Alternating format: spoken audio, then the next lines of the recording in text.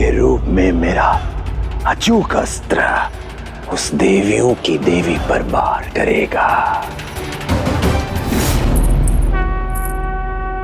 अब रश्मि प्रभा के माध्यम से मेरी भक्ति भी माता पराशक्ति श्री माता ललिता तक पहुंच जाएगी। माता के जगराते में जाना है।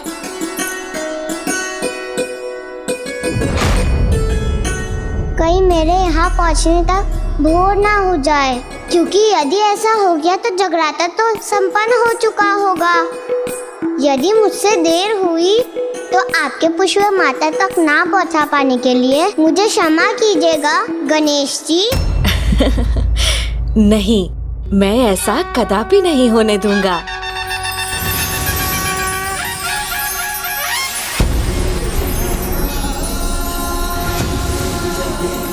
मैं तो जैसे उड़ने लगी हूँ, मेरे पैरों तले की धरती जैसे अपने आप चलने लगी हो। वाह, ये तो चमत्कार हो गया। मेरे छोटे बाल इतने बड़े हो गए। आहा, अब तो माता के निकट मैं शीघ्र पहुँच जाऊंगी। कितना आनंद आया। और मैं यहाँ पहुँच भी गई। अब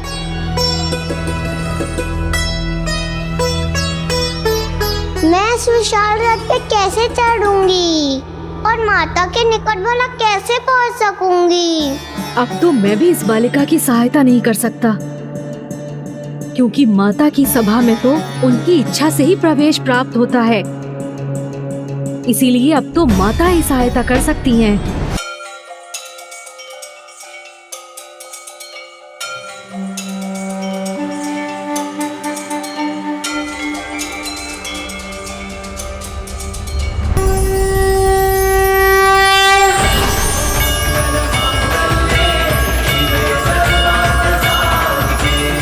पद्म पुष्प कहाँ से प्रकट हो गए? ये तो इतना विशाल है, मैं इस पर खड़ी भी हो सकती हूँ। जो भक्ति भाव से माता के द्वार पर पहुँच जाए, माता उसे कभी निराश नहीं करती, उसे अपने निकट आने का अवसर अवश्य प्रदान करती हैं।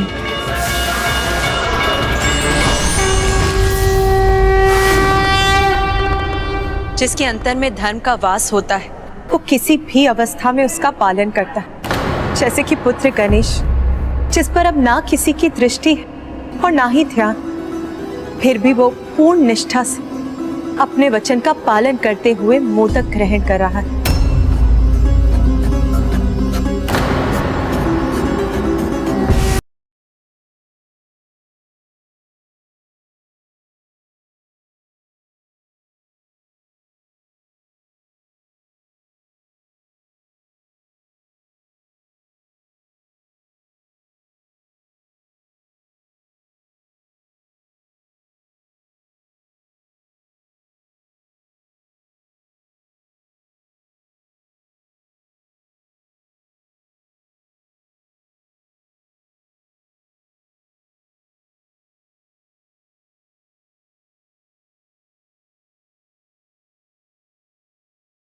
मैं तो माता के दर्शन भी नहीं कर पा रही हूँ।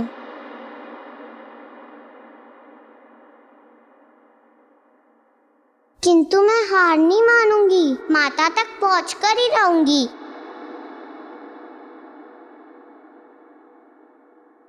अब वहां पहुंचकर विस्फोट करूंगी मैं।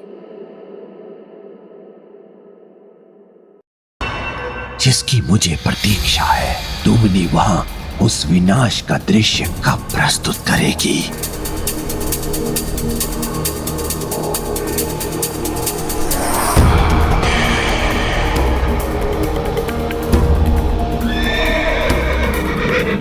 मेरी सेना भी अधीरता से प्रतीक्षा कर रही है उस संकेत का।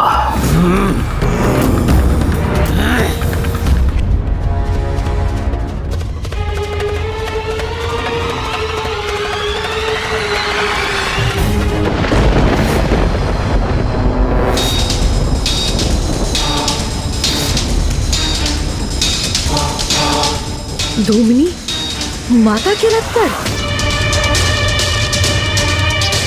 लेकिन वो वहां क्या कर रही है? मेरी बहन धूमिनी सेना के मध्य में पहुंच चुकी है और विस्फोट होने वाला है। सावधान हो जाओ और अपनी मशाले जला लो।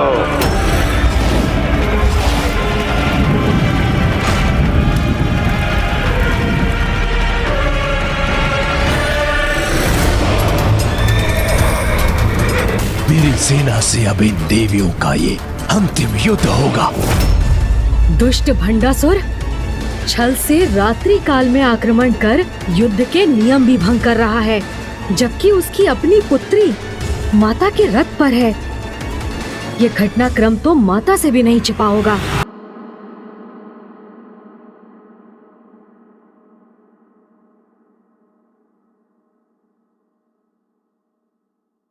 मैं इतनी छोटी हूँ कि माता के दर्शन भी नहीं कर पा रही हूँ। फिर ये गणेश जी के पुष्प माता के चरणों में समर्पित कैसे करूँगी? क्या करूँ मैं? अब मेरे विस्फोट से इन देवियों का सर्वनाश होगा।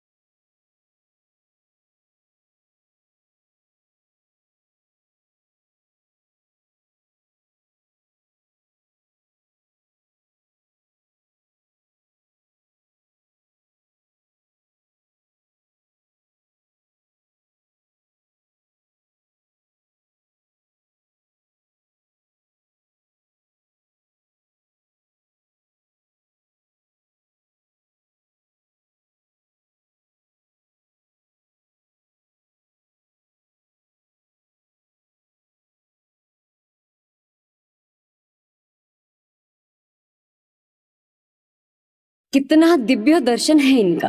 मन तो करता है इनकी भक्ति में लीन हो जाऊं।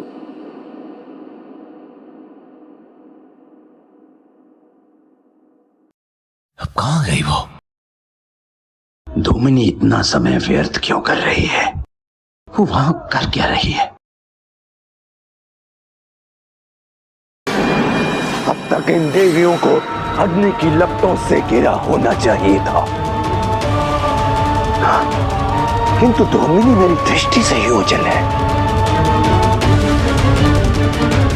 ध्यान से देखता हूं, वही कहीं होगी वो।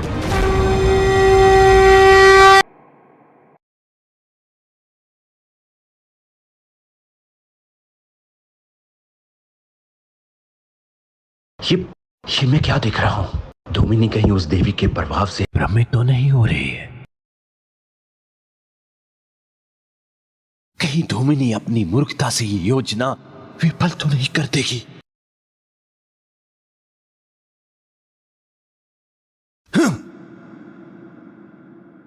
मेरी शत्रु देवी का भजन क्यों गा रही है धूमिनी?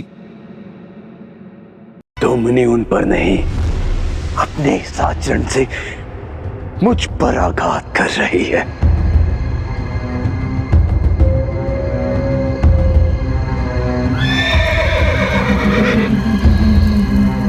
आज मैं विफल नहीं हो सकता। मुझे किसी प्रकार इसका ध्यान कहीं और बांटकर इसके इस भजन को रोकना होगा। तभी धूमिनी इस सम्मोहन से मुक्त होकर अपने कार्य को पूर्ण करेगी। हाँ।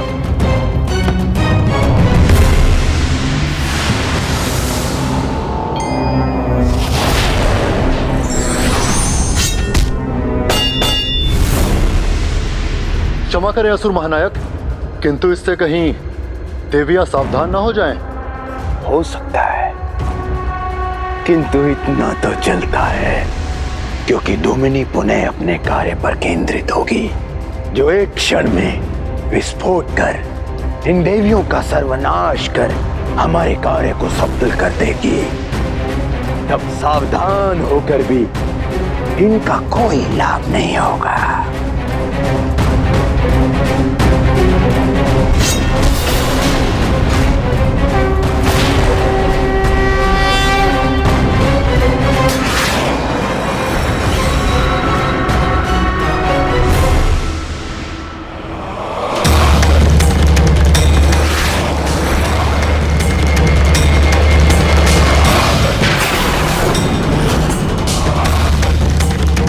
रश्मि शंभा, मेरी पुत्री, वहां क्यों और कैसे पहुंच गई? रश्मि प्रभा को ही संकट में डाल दिया मैंने।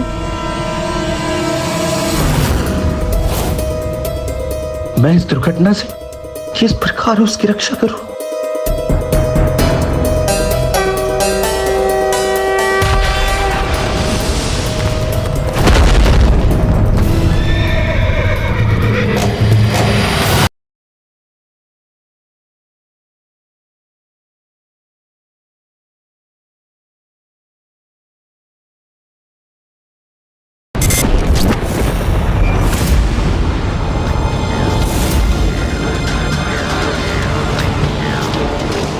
ये कहाँ खो गई थी मैं? मुझे अब एकाग्र रहकर अपना कार्य पूर्ण करना चाहिए। अब किसी से प्रभावित हुए बिना अपना विस्फोट करूंगी मैं।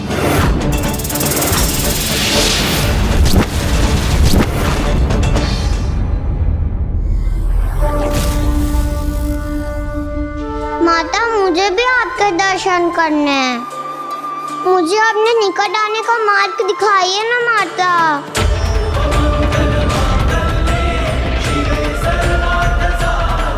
ये तो स्वतः ही मार्ग बन गया। मेरी प्रार्थना सुनने के लिए आपको अनेकों धन्यवाद माता।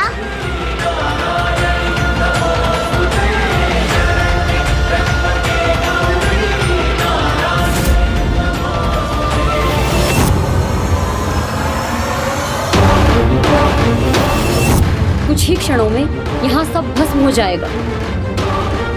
नहीं, अभी नहीं, अभी ऐसा कदापि नहीं हो सकता। ये विस्फोट रोकना होगा मुझे।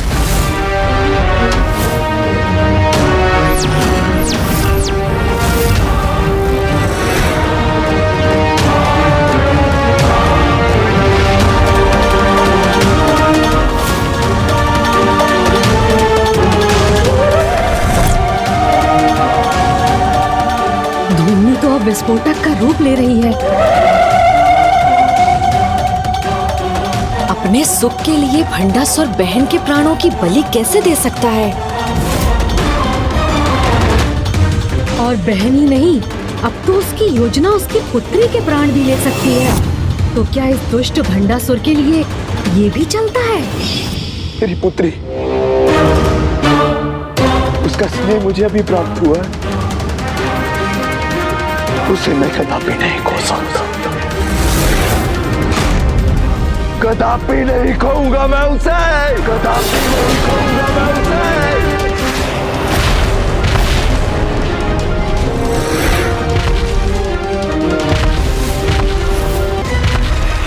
धूमनी विस्फोट करने हेतु माता के रथ पर है और अब भंडासुर भी उसी दिशा में बढ़ रहा है। किंतु माता के मुख पर ऐसे संकट के समय में भी सहज मुस्कान है। माता, ये कैसी लीला है आपकी? संभव है कि ये दुष्ट आपके दर्शन पाकर भक्ति में लीन हो जाए और सुधर जाए।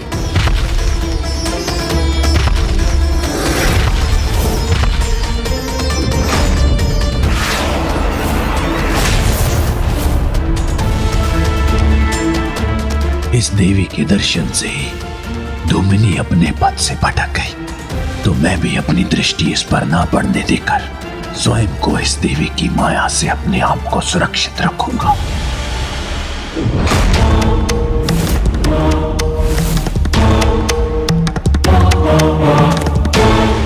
शत्रु है हमारे मध्य।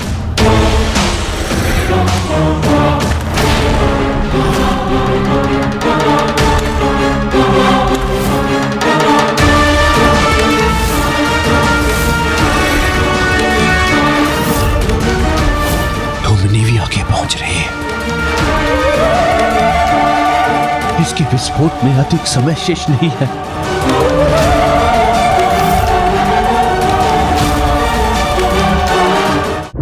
भंडासुर को भी अंततः देवी ललिता के दरबार में आना ही पड़ गया। माता की लीला भी अद्भुत है। वो चाहे तो असंभव को भी संभव कर सकती है।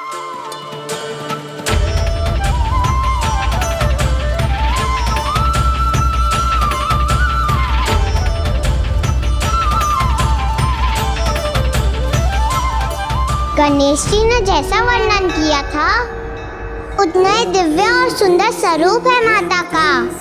बड़ी लाल बिंदी से उनका मस्तक सुशोभित है। हाथों और कलाइयों के सुंदर आभूषण उनके दिव्य रूप को और निखार रहे हैं। माता के कान के आभूषण भी कितने सुंदर है। गणेश जी ने कहा था माताओं की माता है ये, तो फिर ये तो हमारी भी माता हुई। तब तो मैं गणेश जी के पुष्प उन्हें समर्पित कर उनके ऐसे कान के आभूषण तो मांग ही सकती हूँ मैं। जय सर्व मंगले ज्वाला मालिनी चित्रे।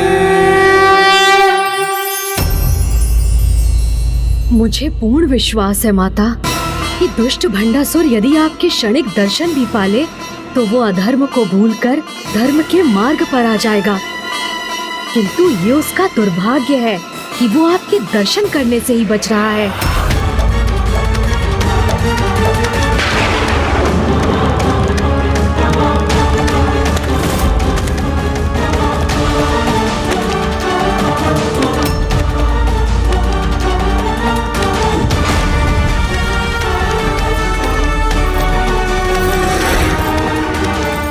धूमनी अब शीघ्र ही विस्फोट कर देगी, अर्थात मेरी पुत्री रश्मि प्रभा के प्राण संकट में है।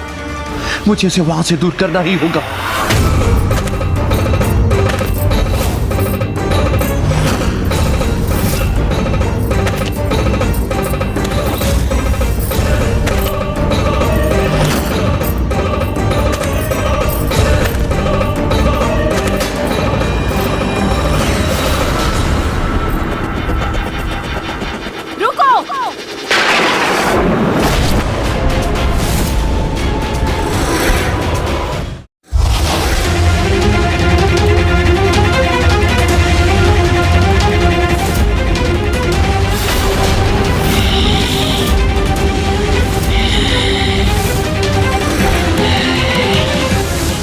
कौन हो तुम?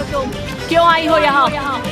मैं कौन हूँ और यहाँ क्यों आई हूँ ये तो अब तुम सबको शीघ्र ज्ञात हो जाएगा।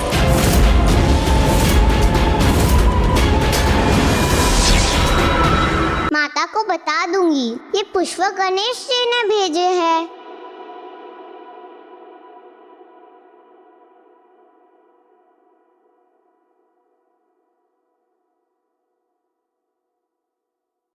रुक जाओ पुत्री, रुक जाओ पुत्री, रुक जाओ पुत्री, रुक जाओ पुत्री, रुक जाओ पुत्री, रुक जाओ पुत्री, रुक जाओ पुत्री, रुक जाओ पुत्री, रुक जाओ पुत्री।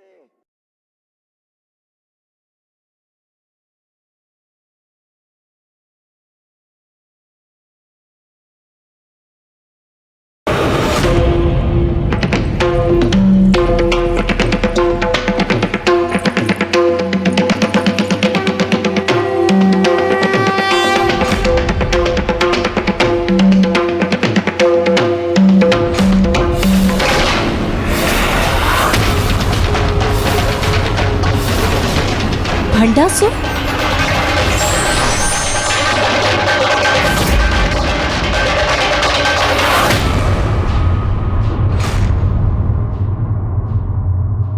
वो बालिका एक निर्दोष भक्त है मेरे, उसे कोई हानि नहीं पहुंचनी चाहिए। तुम्हें हानि पहुंचाने से अब मुझे कोई नहीं रोक सकता। दूर हो जाओ यहाँ से।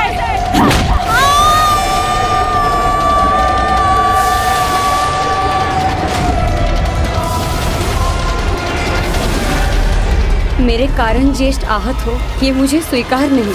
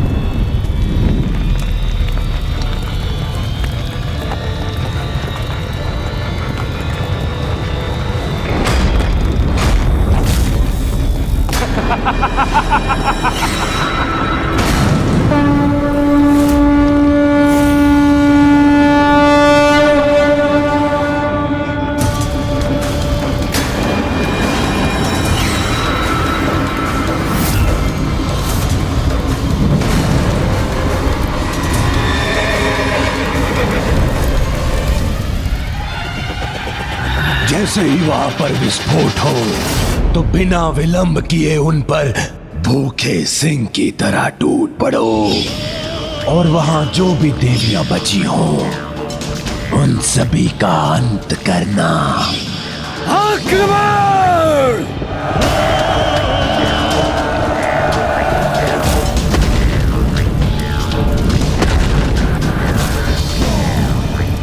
आगे बढ़ो और जो भी शेष हो उसे अपनी अग्नि से जलाकर नष्ट कर दो।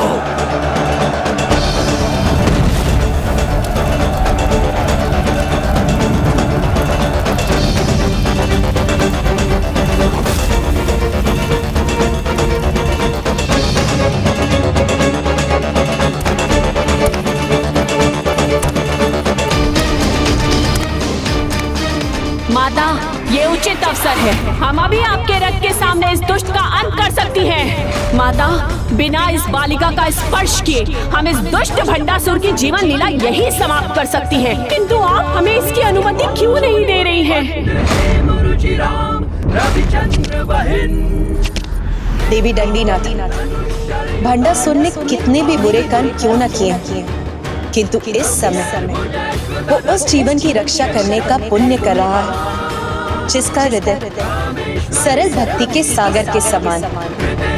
और यदि कोई पापी भी पुण्य कर्म कर रहा है तो उस समय उसका वध करना उचित नहीं होता।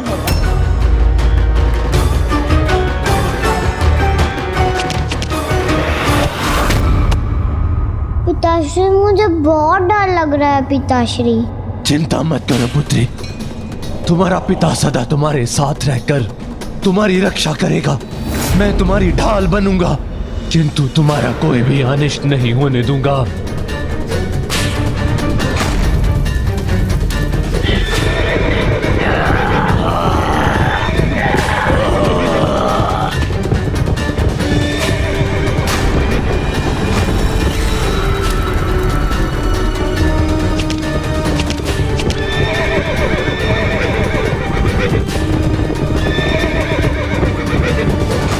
विश्वास नहीं होता कि ये दुष्ट भंडासुर अपने अतिरिक्त किसी अन्य से भी स्नेह कर सकता है।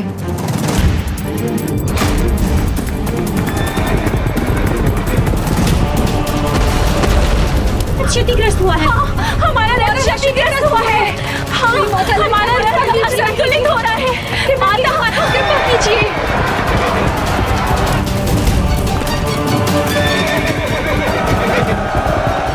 दूसरी ओर से असुर भी आक्रमण करने आ रहे हैं।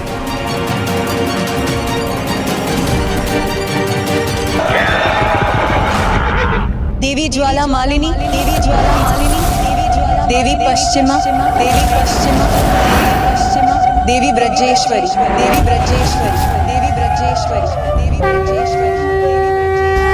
प्रणाम माता, आज्ञा दीजिए। आज रात्रि के इस युद्ध में मैं आपको हमारी सेना का सेनापति नियुक्त करती हूँ। अब इस असुर सेना का अंत करने का दायित्व आपका है।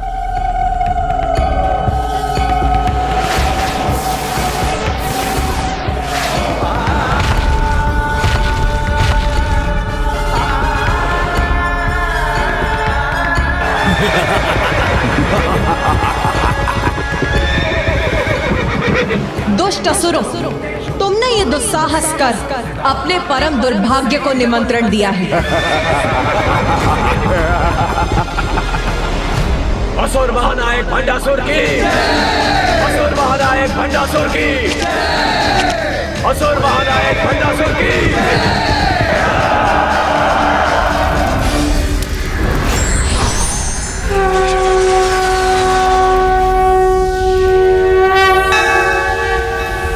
जय जय हो जय माँ बगलामुखी, जय जय हो जय माँ बगलामुखी।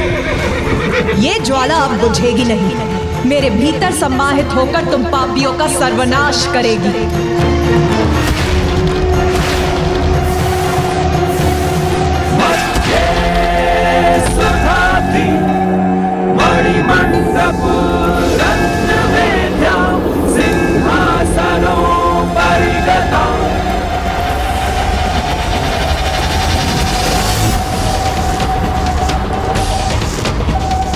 अपनी पुत्री पर कोई भी संकट नहीं आने दूंगा।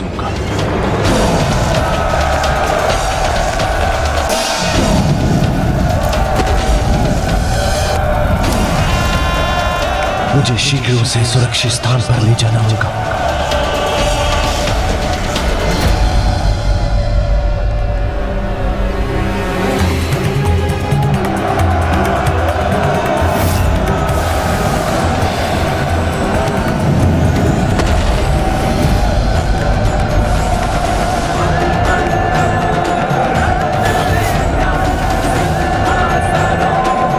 माता के रथ को भस्म करने आए थे, तो आओ अब हम भस्म करेंगे तुम्हें।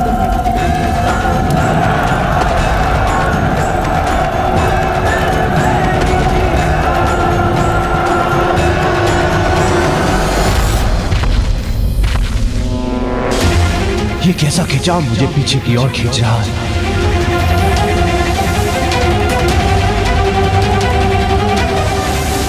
ये कौन सी शक्ति है जो मेरे सैनिकों को उस गुफा में खींच रही है? पिताश्री, मुझे बहुत डर लग रहा है। चिंता मत करो पुत्री, मेरे रहते कोई संकट तुम्हारे निकट नहीं आ सकता।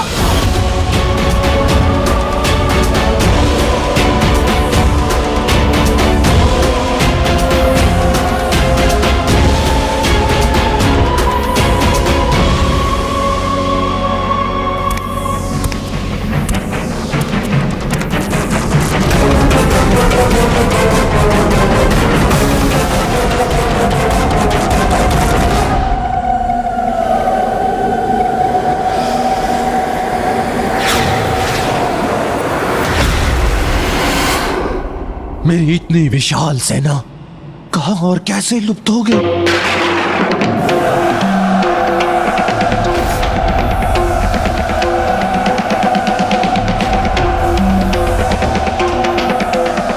ये गुफा नहीं, उस देवी का मुख है। अब मेरे सारे सैनिक इस गुफा में समा गए।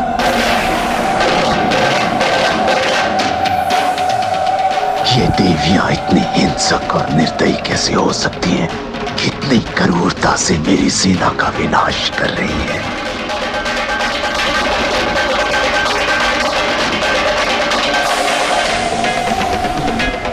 मुझे बहुत डर लग रहा है पिताश्री। ये समय अपने डर के सामने झुकने का नहीं, अपनी पुत्री को सुरक्षित स्थान पर पहुंचाने का है।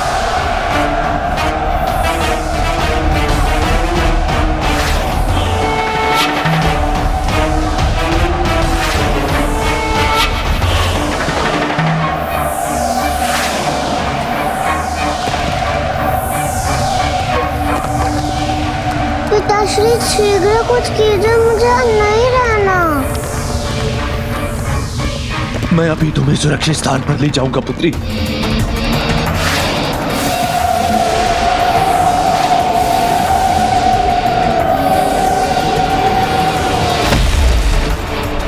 मेरी सेना का कितना भयंकर संहार कर रही है ये देवी।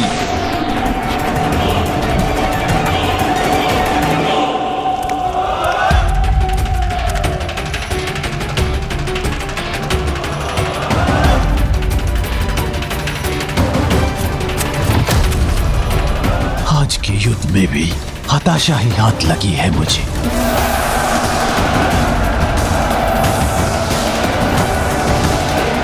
मेरी संपूर्ण सेना मेरे देखते देखते ही नष्ट हो रही है।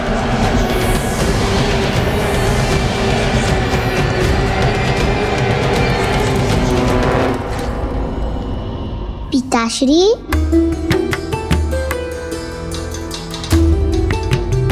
क्या हुआ पिताश्री? आप इतने चिंतित क्यों हैं?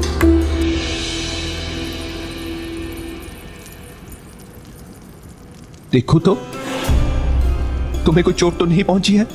नहीं पिताश्री। यदि कहीं कोई घाव भी है तो अपने पिता से मत छुपाना। जब मेरे इतने शक्तिशाली पिताश्री मेरी रक्षा कर रहे थे तो मुझे कोई घाव कैसे हो सकता है?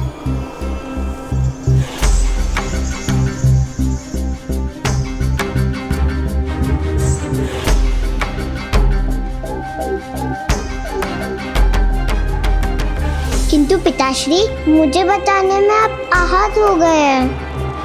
रुकिए पिताश्री, आपके लिए लेप बनाकर लाती हूँ। नहीं नहीं पुत्री, मेरे प्रभु महादेव के चंदन का लेप ही मुझे स्वस्थ कर देगा।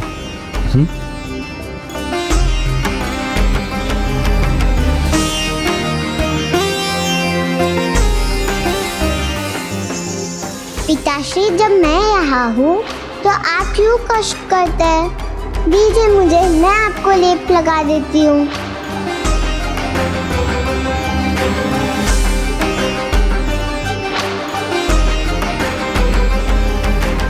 इसके नन्हे हाथों के स्नेहपूर्ण स्पर्श से ही मेरे घाव भर जाएंगे। पिताश्री आप बुरा ना मानेंगे तो मैं आपसे एक प्रश्न पूछूं? अवश्य पूछो पुत्री, मैं तुम्हारी किसी भी बात का बुरा नहीं मानूंगा। तो मुझे बताइए ना पिताश्री, आप माताओं की माता श्री माता ललिता से युद्ध क्यों कर रहे हैं, जो सभी की माता है? उनसे भेदभाव रखना तो उचित नहीं है ना पिताश्री? क्रोध से हो भयभीत ब्रह्मांड, जिन्होंने अपने दिव्य और मनोहर दर्शन से मुझे धन्य कर दिया, वो माता। ये क्या पिताश्री, आप मुझे इतने क्रोध से क्यों देख रहे हैं? नहीं, मेरी पुत्री तो मेरे प्राण का आधार है, मैं उस पर कैसे क्रोध कर सकता हूं?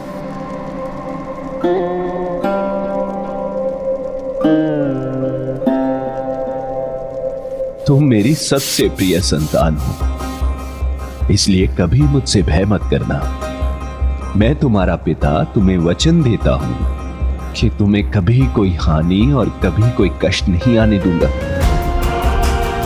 तुम्हारा कोमल मन अभी सत्ता और युद्ध के कठोर सत्य को नहीं समझ सकता पुत्री,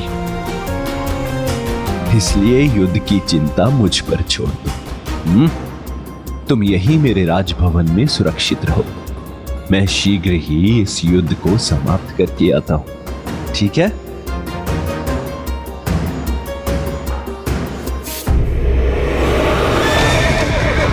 रुक जाओ, रोक दो ये आक्रमण, रुक जाओ। रुको रुको, तुम मत जाओ, तुम सब मारे जाओगे, रुक जाओ। नहीं असुर, रुक जाओ, ये देवी अत्यधिक भयंकर है, रुक जाओ। माता के रथ को भस्म करने आए थे तो आओ, अब हम भस्म करेंगे तुम्हें। भस्म हम नहीं तुम होगी देवी, वध करेंगे तुम्हारा, तब तुम्हें हमारी शक्ति का अनुमान होगा।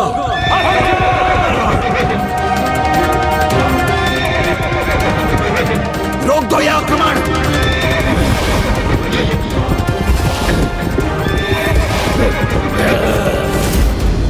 असुरों रुको।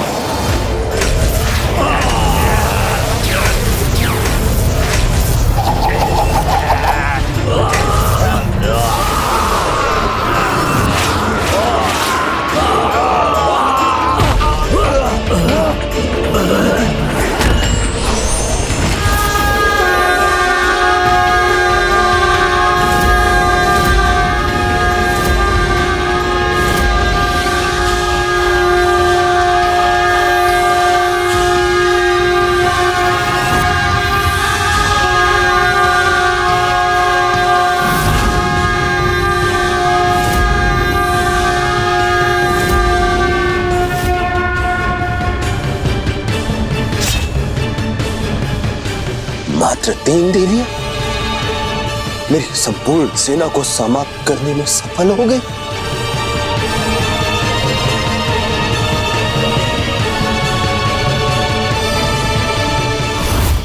गणेश जी, गणेश जी।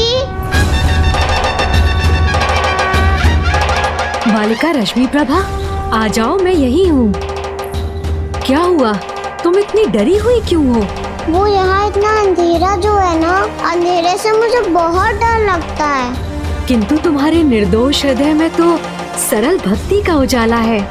डरना तो उन्हें चाहिए जिनके मन में पाप और अधर्म का अंधकार है और जो उस अंधकार में उलझकर अनेकों पाप करते हैं। जो तुम्हारे समान अच्छे कर्म करते हैं, सभी की भलाई का सोचते हैं, उन्हें सदा अपनी अच्छाई पर विश्वास रख कभी नहीं डरना चाहिए। और फिर मैं भी तो हूँ तुम्हारे साथ। अब डर दूर हुआ तो तुम्हारे मुख पर ये दुख का भाव क्यों आ गया? दुखी तो मैं हूँ गणेश जी।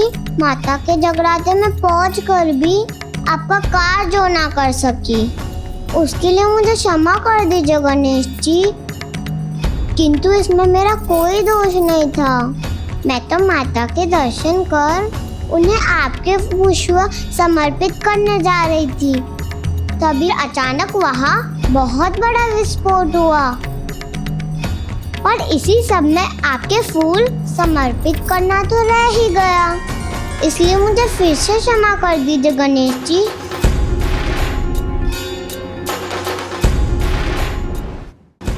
ना तुम्हें दुखी होने की आवश्यकता है, ना क्षमा मांगने की, क्योंकि तुम मेरे पुष्प माता के चरणों में अर्पित करके ही आई हो।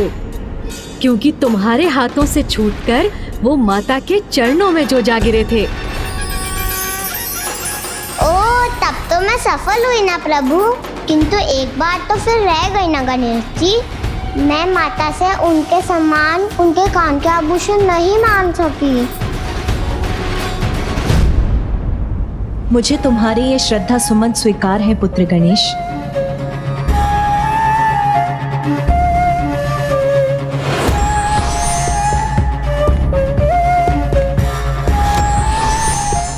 और मुझे अपनी बालिका भक्त की इच्छा भी ज्ञात है।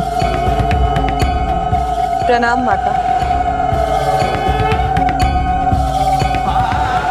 समय आने पर तुम्हारी इच्छा अवश्य पूरी होगी नन्ही रश्मि प्रभा।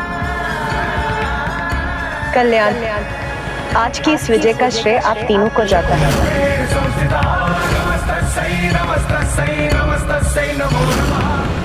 ये विजय का उत्सव मनाएं और हम अपने योद्धाओं को परास्त होते हुए देखें। इसे रोकने की युक्ति हमें कल सूर्योदय के साथ युद्ध के आरंभ होने के पूर्व ही करनी होगी। कोई युक्ति सफल नहीं होगी। हमारी पराजय निश्चित है। अब हमारा विनाश होकर ही रहेगा भ्राताश्री।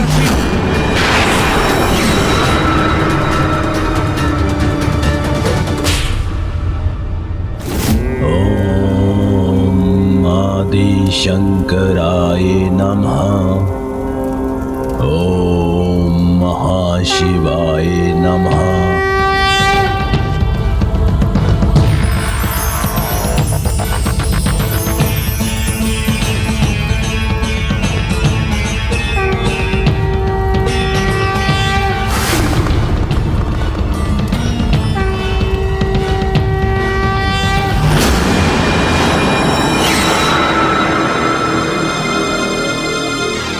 भ्राता विशंक, निश्चिंत रहो, क्योंकि जब तक ये मेरा यज्ञ विधि पूर्वक चलता रहेगा और जब तक स्वयं मंगल मूर्ति विघ्नहर्ता श्री गणेश जी अमरपुर में हैं, तब तक कोई हमें पराजित नहीं कर सकता।